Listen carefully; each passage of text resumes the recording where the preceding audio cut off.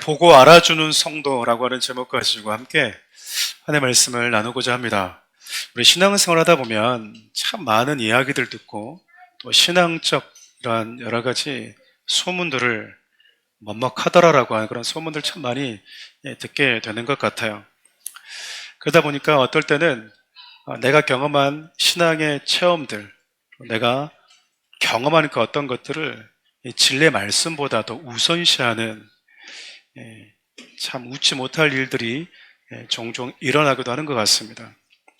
예컨대 또 이런 일들이 참 많이 있죠. 우리 뭐 40일 금식 기도하면 하나님이 우리 기도에 응답하신단다.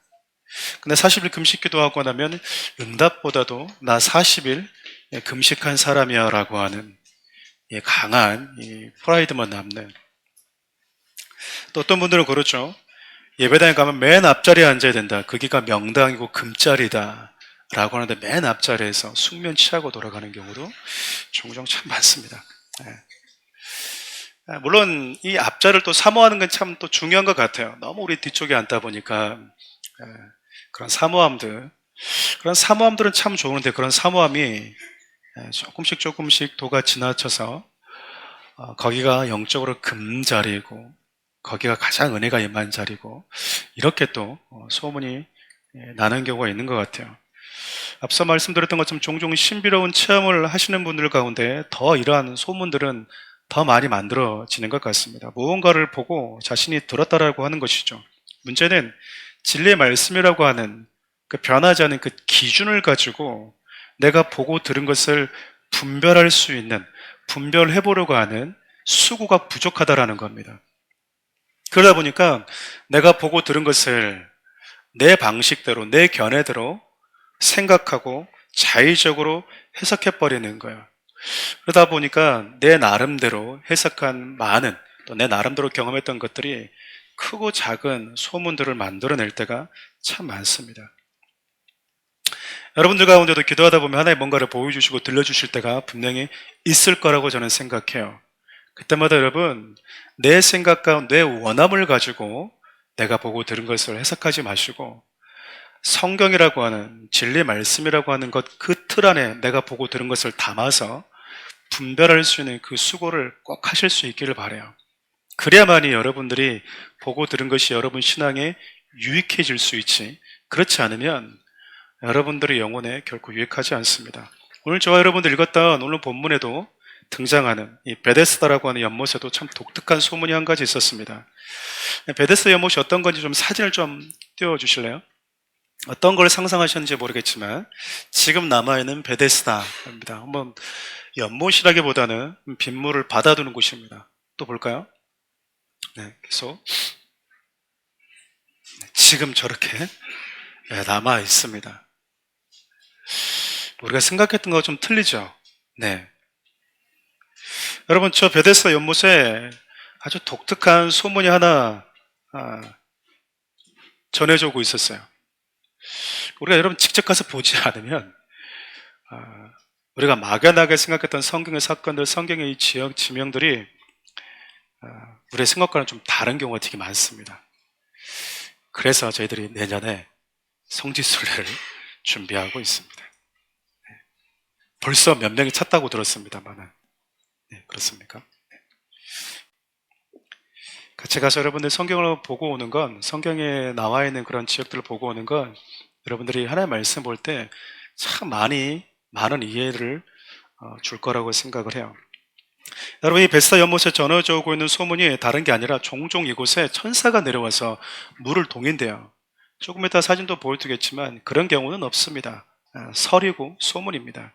위에서 내려오는 바다도 물이 밑으로 내려오면서 물이 이렇게 동하는 부분들을 가지고 그렇게 표현했던 것 같아요. 어떤 분들은 저기가 온천수였다라고 얘기하는데 온천수라고 하는 근거는 없습니다. 위에서 받아둔 물을 밑으로 내릴 때 우리 물이 갑자기 이렇게 받아두었던 것들을 밑으로 보내다 보면 물이 막 동이잖아요. 막 그런 부분들을 가지고 누군가가 그곳에서 천사가 나오는 것을 봤다. 그리고 누군가가 거기서 물에 들어갔는데 나았다더라. 그래서 여러분, 우리가 읽었던 본문 보면 가로가 되어 있잖아요. 전 성경이 아니라 그때 당시 있었던 소문을 타는 거거든요. 이 소문이 여러분 삽시간에 퍼졌습니다. 그러다 보니까 이곳에 많은 사람들이 몰려들기 시작했어요. 특별히 질병 있는 자들, 건강한 자들은 뭐 천사가 내려와서 물을 동일 때 다 낫는다 하더라도 별로 그 소문에 크게 개의치 않겠죠. 근데 여러분 특별히 2절 말씀을 보면 맹인들, 다리 저는 사람들, 중풍병자들 같이 질병으로 고생하는 자들이 그 베스다 연못에 가득했다라고 하는 거예요. 그러니까 여러분 베스다 연못에 이 소문을 듣고 천사가 내려와서 누구든지 그 물에 연못에 들어간 사람들은 다 낫는다더라라고 하는 이 소문을 듣고 모인 사람들은 대부분 다 누구였다는 얘기입니까? 예, 사회적 약자들, 그리고 병자들, 질병으로 고통당하는 자들. 여기저기 의원을 찾아가도 가망이 없다라고 생각한 사람들이 절박한 심정, 마지막 실오라기 안에 붙잡는다는 마음 가지고 모여있는 곳이 바로 이 베스다였다라고 하는 거예요. 근데 여러분, 우리가 이제 세상 살다 보면 갑질이라고 하는데 그 갑질을 당해본 분들이 계실 거예요. 여러분들은 갑질을 해보진 않으셨죠? 네, 안 해보셨는 줄 믿습니다. 우리 성도님들은 갑에 계시더라도 갑질하는 성도들이 아닐 거라고 믿고 싶습니다. 믿고 그냥 싶어요. 여러분, 나보다 많이 가진 사람, 나보다 더 능력 있는 사람, 나보다 더 사회적으로 지위 있는 사람들로부터 여러분 갑질을 당하게 되면 여러분 의뢰 있는 사람들은 할 수 있는 게 아무것도 없어요. 억울하지만 할 수 있는 게 없어요. 소리 냈다가 내가 여기서 여러 가지 어려움과 곤란한 상황이 생기지는 않을까. 이 두려움 때문에 여러분 그 갑질 당할 때 할 수 있는 게 별로 없습니다. 근데 여러분 베스다에 모인 사람들은 갑입니까? 을입니까? 사회적으로 보면 을이에요. 을. 근데 그거 아시죠? 갑이 을에게 갑질하는 것보다 을과 을 사이에서 일어나는 이 갑질이 얼마나 무서운지 여러분 아시죠? 예. 제가 폄하하는 게 아니고요.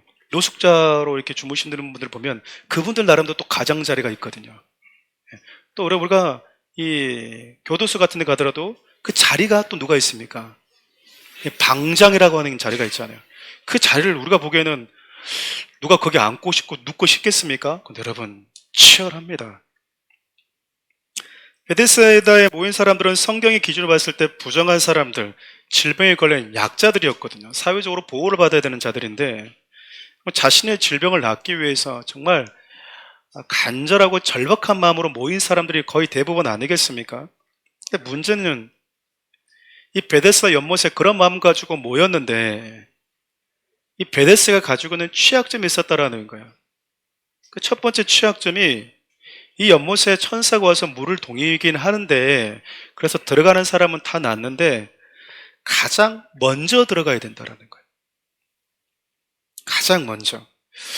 여러분 모였는데 가장 먼저 들어간 사람만이 낫는다고 했을 때 여러분 그 약자들 사이에 무슨 일이 벌어질까요? 치열한 눈치 작전. 더 이상 여기는 하나님의 은혜가 임하는 곳이 아니고 세상에서 가장 치열한 경쟁터가 되는 것입니다. 여러분 천사가 내려와서 물을 동일 때 가장 먼저 들어가는 사람이 낫는다고 했으면 그 베데스다에서 가장 명당 자리는 어딜까요? 제가 지금 아주 어려운 질문을 하고 있는 거예요. 여러분 가장 명당 자리, 가장 먼저 내려가야 되니까 가장 명당 자리는 어디겠습니까? 물과 가장 가까운 그 앞자리가 아니겠어요? 가장자리? 그리고 여러분 당연히 그 가장자리를 차지하기 위해서 뭐가 일어났을까요? 여러분 경쟁이 일어나지 않았겠습니까? 그걸 누가 쉽게 내줄 수 있을까요? 너 아픈 거 나 아는데, 너 힘든 거 나 아는데 지금 내가 더 급하거든. 내가 더 급하거든. 나 다음에 해. 나 다음에. 혹은 여러분 그 작은 명당 자리 그 한 평에 0.5평씩 0.5평씩 나눠가지고 매매가 이루어졌는지도 몰라요. 그렇지 않겠습니까? 아마 강남의 그 노른자 땅 못지않게 그 가장자리의 그 평수당 이 매매 가격이 상당했을지 모릅니다. 우리 종종 그렇잖아요. 여러분 가지 않을 건데 티켓표 사가지고 파는 분들 있잖아요. 병자도 아닌데 먼저 와가지고 가장자리에 거기 앉아서 정말 질병의 회복이 필요한 사람들에게 돈 주고 파는, 약자들 사이에서 벌어지는 정말 눈에 보이지 않는 치열한 전쟁터가 되어 있는 거예요. 그럼 베데스다가 가지고 있는 또 하나의 취약점이 뭐냐면, 천사가 내려올 때 가장 먼저 들어간 사람만이 낫는다라는 건데, 두 번째 취약점은 근데 그 천사가 언제 내려올지 아무도 모른다라는 거예요. 언제 천사가 내려온 걸 누군가는 봤다는데 거기에 모이는 사람들 가운데 정말 본 사람은 거의 없어요. 천사가 내려와 주기를 간절히 바라고 있는데 언제 내려올지 그때와 시기를 아는 사람이 한 명도 없다라는 거예요. 그러니까 여러분, 잠시 그 자리를 비울 수 있을까요? 여러분, 어려운 마음 가지고 간절한 소망 가지고 그 자리에 왔는데 잠깐 비운 자리에 행여나 천사가 와버리려 한다면 지금껏 내가 1년, 2년, 뭐 5년, 10년 동안 여기 있었던 모든 수고는 물거품이 돼버리잖아요. 가끔 운 좋아서 잠깐 왔는데 그때 물 동해가지고, 그날 왔는데 물 동해서 들어간 사람들이 있을 수 있겠지만, 오랜 시간 몇 년 동안 그 자리에 있었던 그 사람은 여러분 그 미련에 그 자리를 떠날 수가 없는 거예요. 내가 지금 여기 몇 년째 지키고 있는데 내가 잠시 어디 간 사이에 천사가 와버리면 어떨까?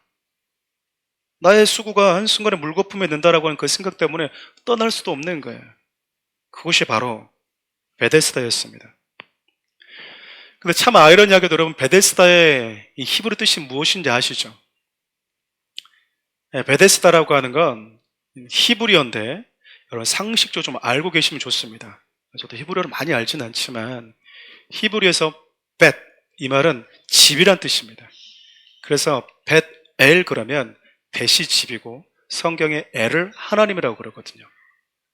그래서 베데스다는 벳이라고 하는 집과 헤스다라고 하는, 헤세드라고 하는 히브리어의 결합이에요. 그래서 자비의 집이라고 하는 뜻이에요. 여러분, 방금 제가 서두에 쭉 설명을 했는데 자비의 집 그러니까 여러분 놀라십니까? 안 놀라십니까? 별로 놀라지도 않죠. 왜냐면 베데스다는 분명히 자비의 집인데, 자비의 집이라고 하는 그곳에 뭐가 없어요? 자비가 없고 뭐만 남아 있습니까? 경쟁만 있습니다. 국률이 없고요. 내 우선주의, 가장 먼저 들어가야 되기 때문에. 여러분, 가장 먼저 들어가려면 그 사람의 가장 힘이 있어야 되고요. 가장 순발력이 있어야 돼요. 그러니까 그곳에 모인 병자들 중에서 가장 먼저 들어갈 수 있는 것은 가장 그나마 그 병자들 중에서 건강한 사람들 아니겠습니까? 가장 치유가 필요한 최고로 약자는요, 거기 가도 살 수가 없어요. 거기도 회복은 일어나지 않아요. 그러니까 베데스다라고 하는 그 자비의 집에 마지막 희망을 가지고 왔던, 어쩌면 그곳에 모인 사람들 중에서 가장 회복과 치유가 필요한 가장 약자인, 가장 힘없는 사람, 가장 능력이 없는 그 사람은 거기서 또 한 번 상처를 받아야 되는 거예요. 그냥 한 번 더 울고 가는 거예요. 할 수 있는 게 아무것도 없었어요. 그 성전 바깥에 있는 베스다에서 하나님의 자비? 아니요. 찾아볼 수 없습니다. 경쟁에 난무하는 곳이었어요. 그럼 여러분, 성전 안은 어땠을까요? 요한이 여러분 그런 내용을 상세하게 다루고 있거든요. 성전 안에는 또 어떤 일이 있었는가? 여러분 잘 알다시피 성전 안은요, 부정한 자, 질병 있는 자들은 못 들어가지만 건강하고 정한 자는 들어갈 수 있거든요. 근데 우리 주님이 성전에 들어갔을 때 성전을 보면서 우리 주님이 어떻게 평가하셨냐면, 너희들이 기도하는 이 아버지 집을, 이 장사하는 집, 강도들이 모여있는 곳으로 만들었다라고 얘기합니다. 여러분, 강도들의 행태가 뭡니까? 예수님을 나의 유익을 위한 수단으로, 도구로 여기는 걸 얘기해요. 이들이 성전을 이용해서 하나님이라고 하는 이름을 이용해가지고 자기 이익을 추구했거든요. 목회자도 마찬가지예요. 하나님의 이름을 가지고 자기 이익과 유익을 삼고 있다면 똑같이 강도입니다. 여러분들도 마찬가지예요. 내가 신앙을 나의 유익을 위한 도구로 생각한다면, 하나의 신앙적인 액세서리 정도로 생각한다면 여러분 그 역시도 똑같이 예수님의 이름을 가지고 파는 강도와 똑같습니다. 그것 또한 성전을 더럽히는 거예요. 하나님을 예배할 수 있는 그 자격이 주어진 사람들의 성전 안에서 보여준 모습들은 기도하는 소리, 예배하는 소리가 들렸던 것이 아니라 사람들의 탐욕이 가득한 강도의 소굴로 만들어 버렸다라는 거예요. 성전 바깥에는 베스다와 별 다를 바 없었다라는 거죠. 성전 안에서도 그렇고 성전 바깥에서도, 성전 안에서는 눈에 보이지 않게 치열한 탐욕, 성전 바깥에서도 또 치열한 경쟁. 여러분, 이것이 남의 얘기가 아니라 교회라고 이름을 가진, 성도라고 이름을 가진 우리 안에도 얼마든지 일어날 수 있다라는 거예요. 우리 주님의 성전 바깥에서도 성전 안에서 보았던 건 참 가슴 아픈 일이었습니다. 사람들이 가는 곳마다 그럴싸한 신앙적 이름을 짓긴 해요. 뭐 우리 아이들에게도 막 이름을, 성경적 이름을 참 많이 짓잖아요. 이름을 지어놨는데 그 이름다운 모습으로 교육을 시키는가? 사무엘이라고 하는 이름은 지어놨는데, 다니엘이라고 하는 이름을 데니엘 지어놨는데 데니엘 같이 살도록 가르쳐 줬냐 그 말이에요. 안 가르쳐 주고 그냥 우리는 다니엘 같은 복이 임하기를 원하잖아요. 사무엘이라고 하는 쉐무엘 이렇게 막 그냥 발음을 하는데 사무엘 같이 안 가르치잖아요. 그러니까 성경적 이름만 남아있는 우리 자녀들, 그 아이들은 자기가 원하는 이름이 아니었거든요. 그래서 목사님 자녀들 가운데 요한이라고 이름이 그렇게 많대요. 지어버리고 싶은데 아버지 어머니가 지어줘가지고 이름을 바꿀 수도 없고, 개명하는 애들 여러분 의외로 많습니다. 부담인 거죠. 난 요한이 아닌데 요한처럼 살아라고 아버지가 지어준 거야. 그러면 그 이름을 지어줬으면 그 이름에 걸맞는 뭘 해줬으면 좋았을까요? 교육을 시켜줬으면 좋았잖아요. 근데 그러지는 않고 이름 주어지면서 나의 바램만 담은 거예요. 베데스다라고 하는 여러분, 이 연못가도 처음에 이름을 지을 때는 얼마나 좋은 의도를 가지고 지었겠습니까? 근데 시간이 지나면서 말 그대로 이름만 남아있는 곳, 자비라고 하는 이름만 남아있는 곳, 막상 그곳에 가서 자비를 구해하라고 가보지만 자비는커녕 또 하나의 상처만 가득 담고 실망하고 돌아오는 곳. 여러분, 그런 곳이 교회가 되지 않아야 된다라는 거예요. 저와 여러분이 되지 않아야 된다라는 겁니다. 물론 우리가 교회 안에서도 또 목회자와 성도들 간에서도 크고 작은 상처들이 일어날 수 있지만, 어떤 이들은 교회 상처를 받아서, 어떤 분들은 목회자의 상처받아서 교회를 찾는 분들도 계세요. 그렇다고 해서 사랑하는 우리 교회가 완벽한 성도와 완벽한 목사, 완벽한 교회냐? 그러지는 않습니다. 그러니까 그런 마음을 당사자도 버려야 돼요. 그렇지만 교회 공동체 안에 있는 자들은 여기저기에서 또 다른 절망을 가지고 온 자들이 사랑하는 우리 교회에서조차 또 다른 또 하나의 실망과 좌절을 경험하지 않도록 우리들 조심할 필요가 있다라는 겁니다. 그래서 우리는 교회 공동체 안에서, 성전 안에서 이루어졌던 하나님을 내 삶의 수단으로 여기는 것을 우리는 금해야 됩니다. 하나님, 예수님은 그것에서 분노하셨어요. 분노하셨다고요. 왜 안 해줍니까? 화를 내고 있다라고 하는 건 어느 순간 나도 모르게 내가 하나님을 섬기는 것이 아니라 하나님이 나를 섬겨줘야 되는 분으로 내가 인식하고 있다라고 하는 거예요. 얼마든지 우리 인생 가운데 마지막 희망을 가지고 온 사람들이 베스다에서 또 한 번 실망했던 것처럼 우리도 그럴 수 있습니다. 여러분, 우리가 그런 모습이 되지 않도록 우리가 서로 간에 이름에 걸맞는 영적인 실력을 갖출 수 있어야 된다고 생각해요. 여러분, 상상을 한번 해보십시오. 그곳에 모여든 사람들을 다 사연이 있지 않겠습니까? 아픔이 있고 슬픔이 있고 괴로움이 있겠죠. 어떤 분들은 자기 힘으로 올 수 없어서 누군가의 도움을 빌어서 온 사람들도 있지 않겠습니까? 그렇게 마지막 희망을 걸고 왔는데 조건이 있는 거예요. 두 가지 조건. 가장 순발력이 좋아야 됩니다. 가장 힘과 능력이 있어야 됩니다. 이왕이면 가장자리에 앉아있는 사람이 조금 더 유리합니다. 난 늦게 왔는데. 가장자리는 이미 그냥 저희 이 한 평 안에 사람들이 얼마나 많이 앉아있는지. 어렵사리 돈 주고 그나마 해서 가장자리에 가까운 곳에 앉았는데 잠깐 천사가 와야 되는데 그때는 저는 못 알려줄 수 없습니다. 낙심이 되는 거야. 낙심이 된다고요. 그렇다고 해서 여러분 특별히 또 다른 걸 할 수도 없어요. 다른 방법이 있는 것도 아니니까. 여길 떠나지 못한 사람들. 속았구나 생각하지만 할 수 있는 게 아무것도 없어서 떠나지도 못하는 사람들. 그곳에 오늘 우리 주님이 오세요.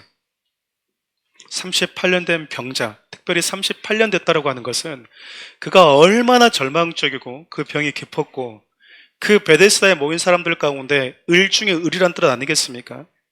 그가 여러분 오늘 말씀을 보면 너무나 지쳐서 자기가 누워있는 그 돗자리에 여러분 그냥 힘없이 쓰러져 누워 있었대요. 지쳐있다란 뜻이잖아요. 이 사람이 38년 동안 그 병에 앓았는지 이곳에 온 지가 그만한 시간이 됐는지는 정확히 알 수는 없지만 어쨌든 적지 않은 시간 그 질병으로 해서 고통당하고 있었고 이곳에 와서 기대감을 가지고 왔는데 그 기대감이 사라지고 점점 좌절, 낙심, 이제는 이렇게 눈 시퍼렇게 뜨고 언제 천사가 오지? 여러분 자면은 잤겠습니까? 밤에 올지도 몰라. 다 자고 있을 때 나는 안 자야지. 여러분 사람이 그것도 하루 이틀이지. 이틀, 3일 잠 못 자면 사람 죽습니다. 아무런 일이 일어나지 않고 있을 때 이 사람이 지쳐 쓰러져 누워있는 겁니다. 근데 여기 누가 오셨다고요? 예수님이. 오늘 성경 여러분 예수님께서 이 38년 된 병자에게 찾아온 때를 명절 때라고 얘기하는데 여러분 잘 아시다시피 유대 명절은 참 독특합니다. 모두가 다 디아스포라들이 성전으로 모입니다. 그렇기 때문에 이 주위에 장사하는 사람들은 이 대목을 절대 놓치질 않아요. 장사, 매매, 말 그대로 여러분 이 절기가 명절이 끝날 동안 온 유대인들은 잔치를 벌리거든요. 가장 행복한 날입니다. 성전 안에서도 마찬가지고 성전 바깥에서도. 근데 우리 주님이요 거기로 가지를 않았어요.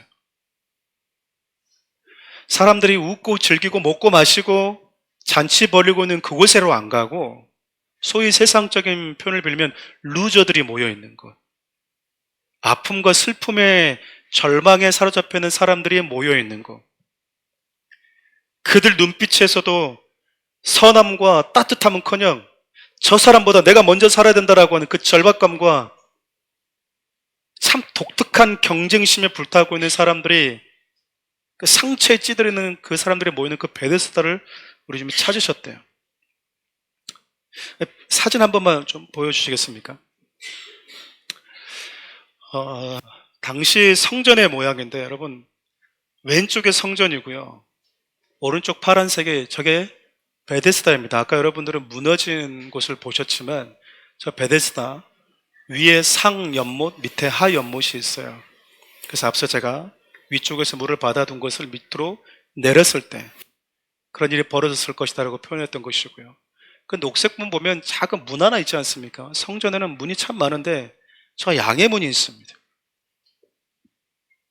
제물에 사용할 양을 가지고 들어가는 저 양의 문에서 베스다가 가까이 있죠.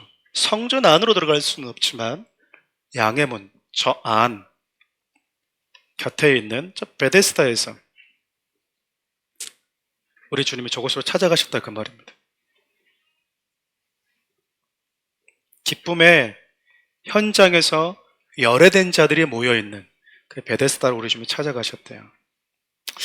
저는 우리 예수님의 이런 모습들이 설 연휴를 이렇게 이제 가족들과 보내게 될 저와 여러분 주는 메시지가 분명하다고 생각합니다. 여러분 소위 잘 나간 분들은 일단 차부터 틀리잖아요. 형제들 모였을 때. 그리고 항상 물어보지도 않았는데 자꾸 뭘 돌립니까? 자꾸 명함을 자꾸 돌려요. 명함. 별로 안 받고 싶은데 삼촌 이거 하고 있어. 작은 아버지 이거 하고 있어. 안 궁금하거든요. 궁금하지 않아요. 물어보지도 않았고. 그냥 자꾸 돌립니다. 자꾸. 그런데 여기저기서 잘 됐다. 우리 아들, 우리 동생, 우리 조카 잘 나가네. 너무 잘 나가네. 이번에 제 과일 하나씩 다 돌렸습니다. 세상에 그 과일 다 자네가 사왔나? 네. 어머니 홍삼 막 이렇게 정관장 뭐 이렇게 막 다 갖다 주고 있는데 저기서 내가 가지고 온 선물, 아이고 이거 너무 초라해. 사지도 못해가지고 누가 준 거 그냥 가져온 건데 나 안 먹고. 모든 사람이 웃을 때 그 웃음에 참여하지 못하는 분, 관계의 좌절로 인해서, 아픔으로 인해서, 사업의 실패로 인해서, 저쪽은 목에 힘이 들어가는데 어깨에 힘이 다 빠져가지고. 앞서 우리 집사님 말씀하셨지만 결혼했니? 물어보지 마! 나 이 말 안 들으려고 안 오려고 그랬어! 뭐. 직장은 구했니? 이탄. 네 남편 요즘에 술은 끊었니? 네 남편, 네 아들 이번에 회사는 취직은 잘했니? 말 못하는 사람. 그 가족들이 함께 모여 있거든요. 우리가 누구로 가야 될까요? 물론 다 가야 됩니다. 기쁜 자들과 함께 우리가 축하해 줄 줄도 알아야 돼요. 또 막 이 말씀 들었다고 막 기쁜 자들이 이고 막 가난한 사람들, 이건 또 아니잖아요. 그러나 1년에 한두 차례밖에 만나지 못하는 내 가족들에게 특별히 아픔과 눈물이 있는 이 기쁨에 함께 웃어줄 수도 없는, 삼촌 축하해요 그러는데 목소리가 떨리고 목소리 힘이 없는 사람, 그 사람들에게 우리 주님이 찾아가셨던 것처럼 우리도 찾아가 줘야 되는 거 아니겠습니까? 찾아가서 뭘 해줘야 될까요? 우리 주님이요, 이 병자에게 찾아가서 물으셨어요. 뭐라고 물으셨는지 여러분 기억나십니까? 네? 뭐라고 물으시죠? 네가 낫고자 하느냐? 여러분, 예수님이 이런 질문 보면 여러분 어떻습니까? 그 뻔한 질문 아니에요? 당연한 거 아니에요? 당연히 낫고 싶지. 그렇지 않나요? 아픈 자가 낫기를 원하고 실패한 자가 다시 회복되어서 성공하기를 원하고 우는 자가 다시 웃고 싶고, 그 당연한 거 아닙니까? 근데 우리 주님이 염장지르듯이 와가지고 너 낫고 싶니? 힘들어 죽겠는데 낫고 싶어?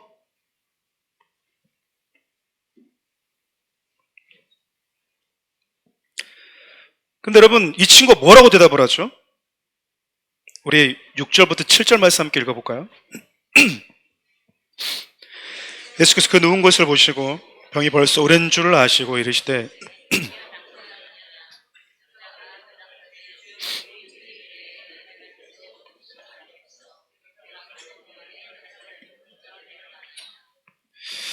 예수님, 네가 낫고자 하냐 이렇게 물어봤는데 이 38년 된 병자가 어떻게 대답하냐면, 네 예수님, 저 낫고 싶습니다. 저 낫고 싶습니다. 이렇게 얘기하면 되는데 뭐라고 얘기하죠? 물이 움직이면, 천사가 와서 물을 움직이면 낫는다고 하는데 제가 가장 먼저 들어갈 힘이 없습니다. 저를 가장 먼저 좀 물에다가 넣어 주십시오.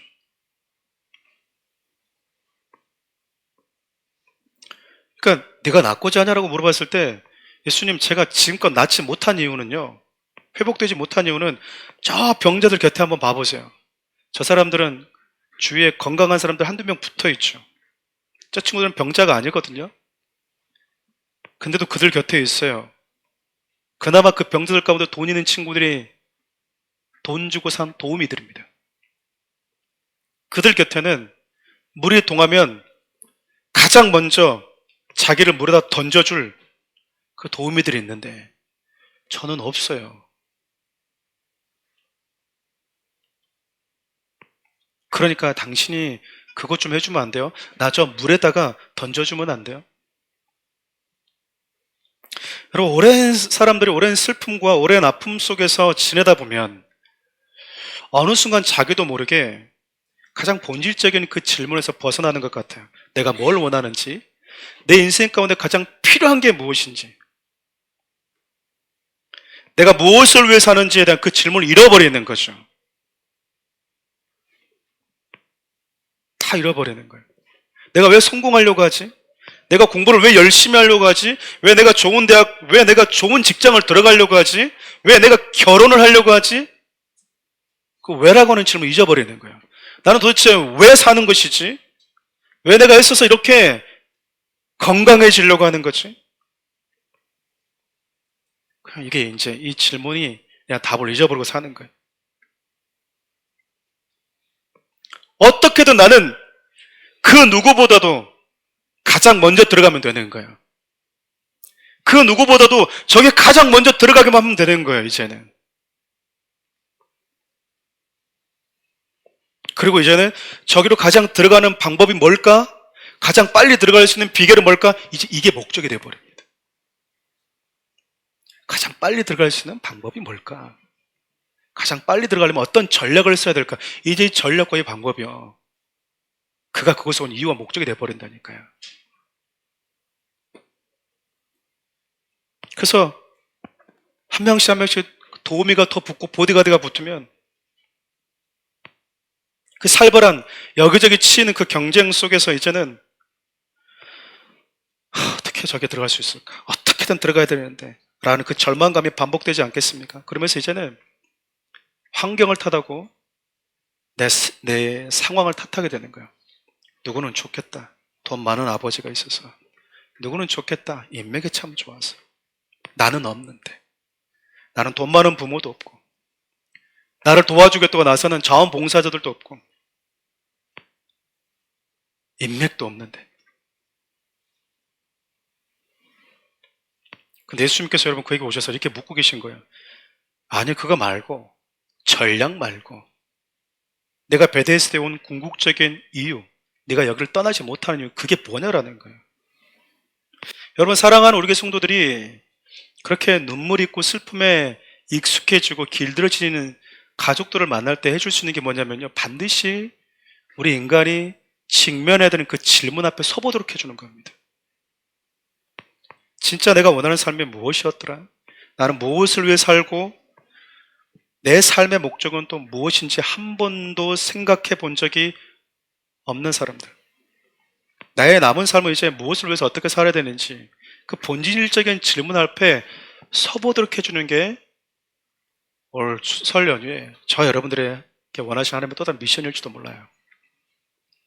해답을 주고 오라는 게 아니고요, 그들이 반드시 써야 되는 질문, 우리 주님이 하시는 그 질문, 반드시 모든 사람들이 해봐야 되는 그 질문, 수단과 방법이 목적이 돼버린, 그것이 인생의 이유가 돼버린 사람들에게 아니, 반드시 써야 되는 그 질문 앞에 서보도록 해주는 게 우리 주님이 그에게 했던 것이었고 저와 여러분들이 해야 될, 가족들에게 줄 수 있는, 설 연휴 때 줄 수 있는 또 하나의 배려가 아니겠습니까? 우리 주님 여러분, 내가 낳고자 하느냐 할 때 동문서답하고는 그에게 야, 너 참 답답하다.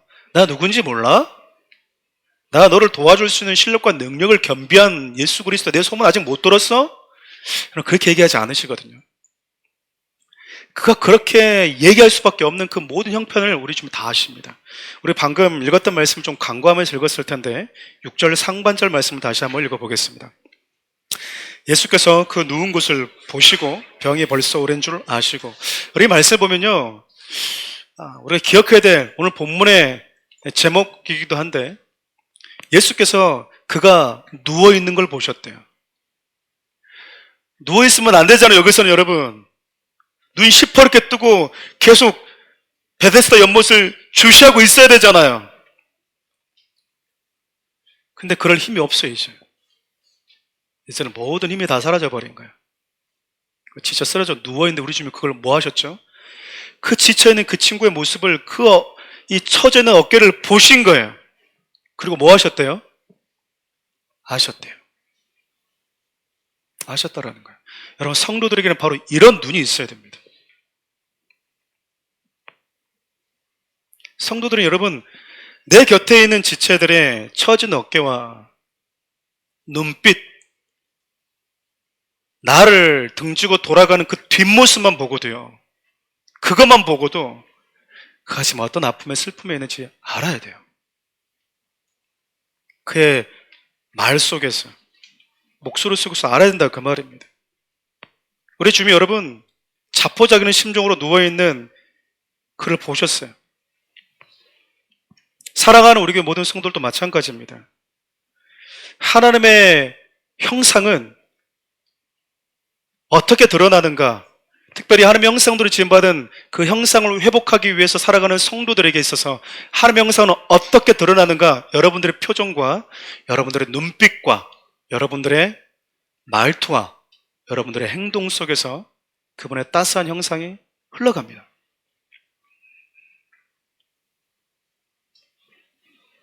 그들을 바라볼 때 나의 눈빛 속에서, 나의 작은 터치 속에서요, 우리 주님의 따스함이 흘러가야 된다라는 거예요.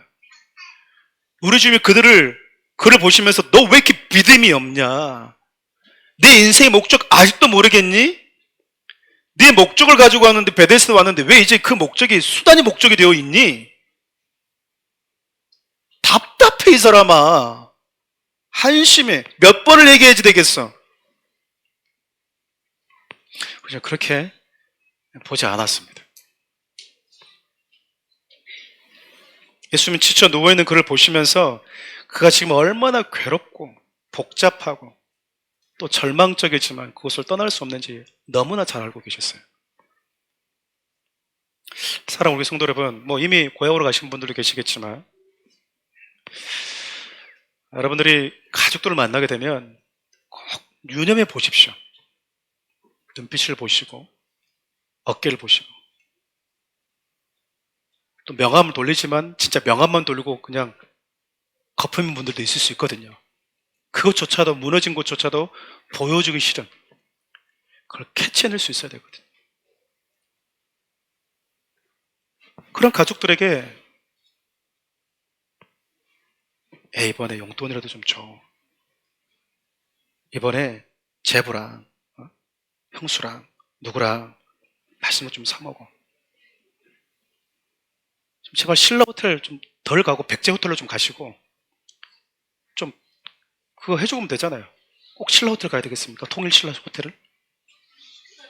애슐리 가면 되잖아요. 이번에는 내 이번에 애슐리 갈 걸 먹고 신라 호텔 갈 걸 반토막 내가지고 하면 되잖아요. 여러분, 그런 따뜻함이 필요하다니까요. 그런 마음이.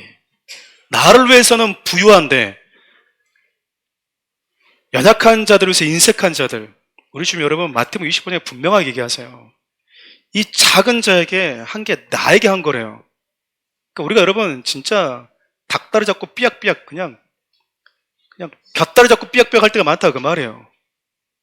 예수님은 사랑하겠다고 하는데, 주를 섬기겠다고 하는데 내 가족들 가운데 연약한 자들, 힘겨운 지체들조차도 외면하고 있는데 무슨 예수님을 사랑하겠다고 막 눈물 흘리면서 찬양하고 기도하고.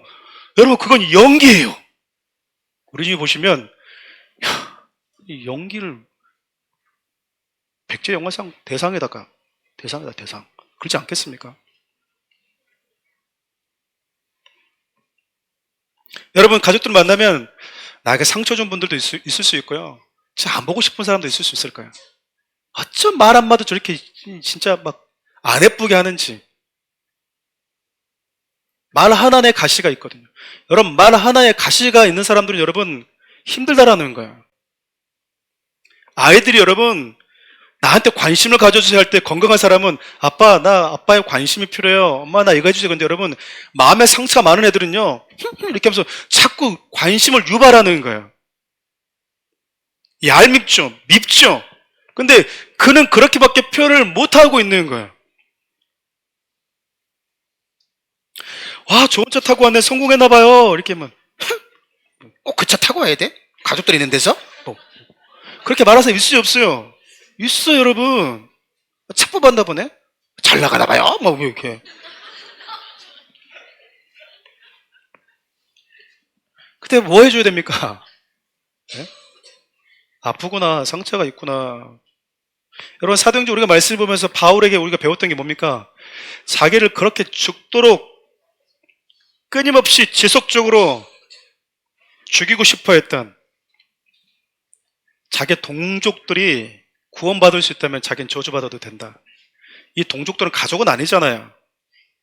가족은 아니잖아요. 가족보다 훨씬 더 먼 관계 아닙니까? 근데 우리가 가족들에 대해서 그런 연민과 국률의 마음을 못 느낀다면, 그러면서 우리가 무슨 아프리카를 품겠습니다, 동남아를 품겠습니다, 쇼하는 거예요. 여러분들은 왜 아프리카를 하나님이 안 맡기신지 아시겠죠? 왜 하나님이 여러분들에게 동남아를 안 보낸지 아시겠죠? 하나님은 우리 실력을 너무 잘 아시는 분이거든요. 가장 가까이 있는 사람을 끌어안지 못하면서 내가 알지 못하는 보편 다수를 끌어안겠다고 하는 건 다 알 수 있어요. 성도들의 실력은 멀리 나와 상관없는 사람에게서 드러나는 게 아니고요, 가장 가까이 있는 사람, 나에게 아픔과 슬픔을 준 사람들에게 통해서 드러나는 거거든요. 사랑하는 우리 성도님들이 여러분들의 부모님, 여러분들의 가족, 여러분들의 형제들을 외면하지 마시기 바랍니다. 그분들이 여러분 곁에 늘 있을 거라고 생각하지 마세요. 후회하지 마시라 그 말이에요. 내가 할 수 있는 사랑과 따뜻한 배려가 여러분들의 말 한마디, 목사님 저는 말투가 원래 이래요, 아직까지 그러고 있다면, 목사님 저는요 아직까지 예수 30년 40년 믿어도요 저는 제 방식대로 삽니다 이 말이에요. 목사님 제 스타일이요, 그 스타일이 성경에 나오는 자아라고요. 자아. 십자가에 못 박아야 되는 자아라니까요. 근데 우리는 늘 그래요. 목사님 제 성향은요, 제 스타일은요 예수님의 스타일로 바뀌지 못하고 있다고 얘기하는 것밖에 안 되잖아요. 목사님 저 바꾸려고 하지 마세요. 저는 원래 그래요. 저는 원래 말투가 이래요. 저는 원래 이래요. 눈빛이 이래요. 그렇지만 따뜻하거든요. 그러지 마세요 여러분. 여러분들이 눈빛과 말투와 행동 안에, 표정 하나에 예수 그리스도가 드러나기를 원하는 사람이라면, 여러분들이 어떻게 살아왔든 어떤 감정에 표현하며 살아왔든 그것이 주님과 다르면 버리셔야죠. 그리스도 형상에 나타나야죠. 목사님 쑥스러워하세요. 맨날 쑥스럽다고. 쑥스러우면 여러분 얼마나 많은 시간들을 허비합니까? 좀 심하게 얘기하면 가족들 다 안아주고 오십시오. 할렐루야. 목사님 안아주러 와서 아는 거야, 또 이런 말 하지 말고, 우리 목사님이 안아주고 오라고 숙제야 숙제 이런 말 하지 마세요. 제발 좀, 애들도 그런 말 하지 마세요. 다 안아주고 오십시오. 안아줄 때는 한 5초에 10초를 안아주십시오. 내가 진짜 나를 안아주는구나, 나를 진짜 안아주구나, 제가 알고 있습니다. 제가 기도하겠습니다. 그걸 못하면서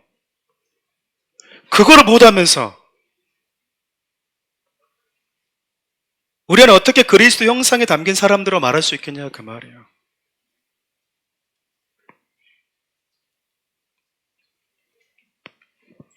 가족들 간에, 부부들 간에, 형제들 간에 사랑한다는 말을 많이 해주고 오십시오. 사단이 어색함과 쑥숨이라고 하는 거, 여러분 이거는요 사단이 쳐놓은 장난이에요. 그럴 수 있어라고 하는 사단이 쳐놓은, 모든 사람들이, 모든 성도들이 합리화할 수 있게 만들어 놓은, 정당화 될 수 있다고 만들어 놓은 사단의 거짓말들이라니까요. 여러분 속으시면 안 돼요. 여러분들의 부모님, 여러분들의 아버님, 여러분의 동생, 여러분들의 가족들 다 따뜻하게 안아주고 오십시오. 느낄 거예요. 우리 아들 갑자기 왜 이런가? 어머님 제가 예수 만나서 바뀌었습니다. 그 한마디 해주고 오시면 되잖아요. 니 왜 그냐 왜 그냐 그럴 때 내가 안 한다고 그랬지 뭐 이러지 말라고요. 좀 제발 그거 하지 마세요 여러분. 알 거 아니에요. 막 엄마 이렇게 딱 안아주면 힘있게 만나죠. 이거 끌려갈 거 아닙니까? 우리 아들 왜 그래? 그러면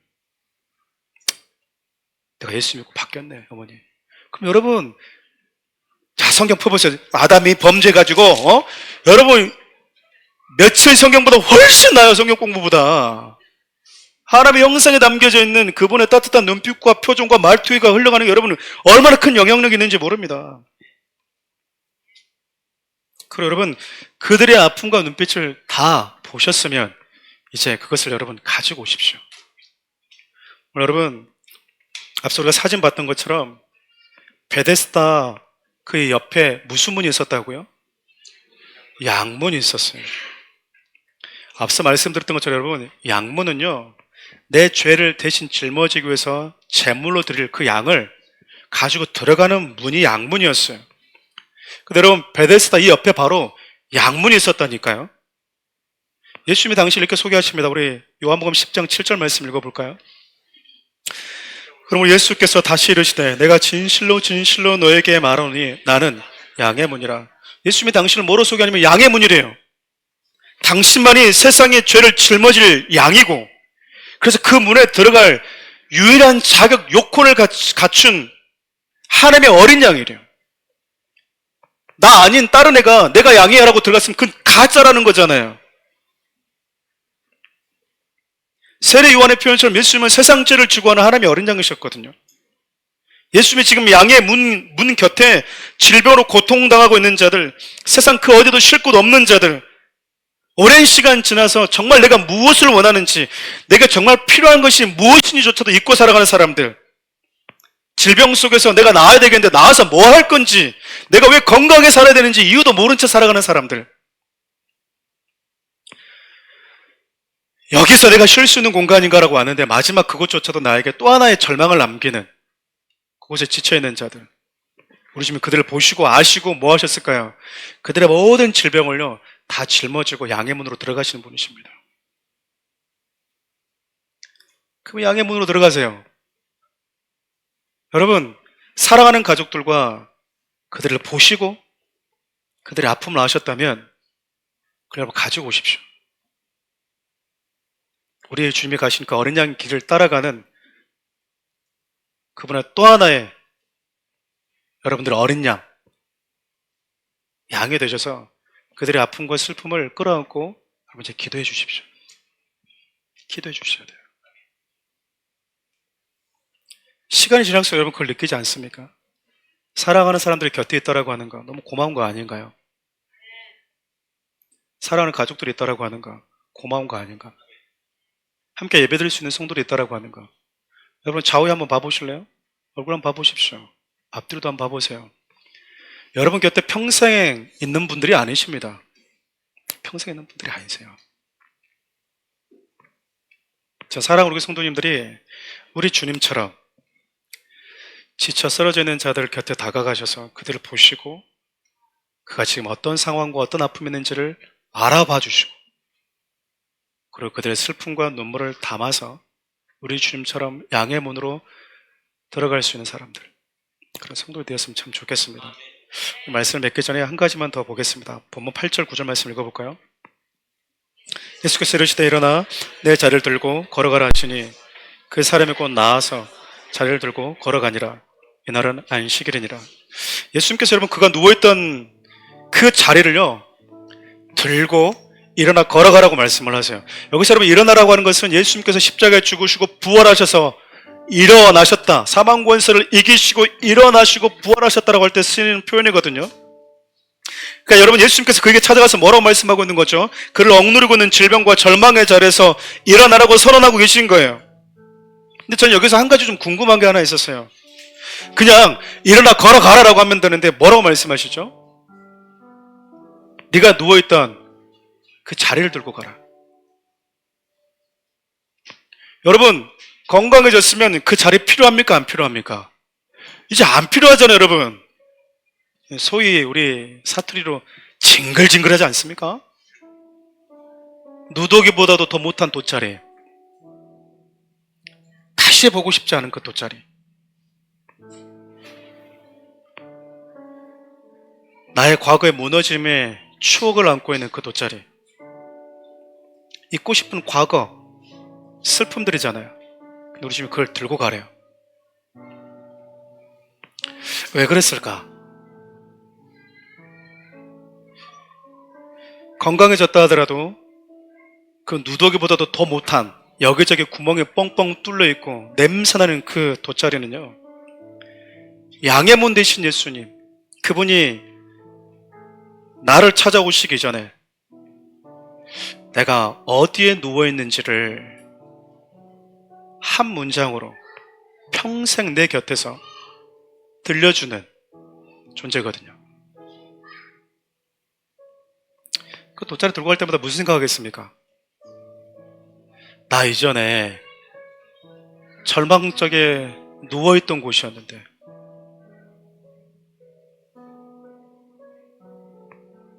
아무것도 할 수 없이 좌절하고 슬픔 속에서 세상을 원망하고, 내가 세상에서 가장 불쌍한 놈인 줄 알았는데 나보다 더 불쌍한 놈들이 있네.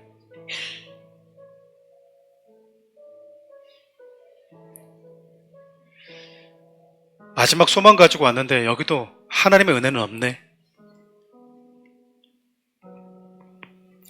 우리 주님이 나에게 찾아오지 않았다면 나는 평생 여기에 누워서 지낼 수밖에 없었을 텐데, 우리 주님이 찾아오셔서 내가 이 자리에서 일어나게 되었구나. 여러분, 이 돗자리 하나씩 가지고 있어야 됩니다. 가지고 있어야 돼요. 그것은 잊어버리고 싶은 과거를 떠올리게 하는 게 아니고요, 예수님이 나를 찾아오시기 전에 내가 어떤 존재였는지, 내가 어떤 어둠과 절망의 자리에 누워 있었는지를 나에게 늘 가르쳐 주거든요. 단 한순간도 하나님이 내게 주신 그 은혜를 잊지 않도록 상기시켜주는, 내 곁에서 가장 가까이서 절대 잊어버려서는 안 되는 그 메시지를 주는 매개체가 바로 이 돗자리였습니다. 사랑하는 우리 성도 여러분, 이번 설 연휴가 여러분들에게 있는 여러분들의 성품과 성향을 과감하게 깨뜨리고 돌아오는 시간이 되었으면 좋겠어요. 살아가는 사람들을 안아주십시오. 그들의 아픔과 눈물을 안아주십시오. 어쩌면 그분들도 어색하고 쑥스러워서 나에게 먼저 손 못 내밀고 나에게 먼저 가슴을 내밀지 못하고 있는지도 몰라요. 여러분들 그것을 깨주고 오십시오. 여러분들 그 따뜻한 품이 되어주고 와주십시오. 이 찬양을 좀 주님께 올려드리고 기도하며 나가도록 하겠습니다.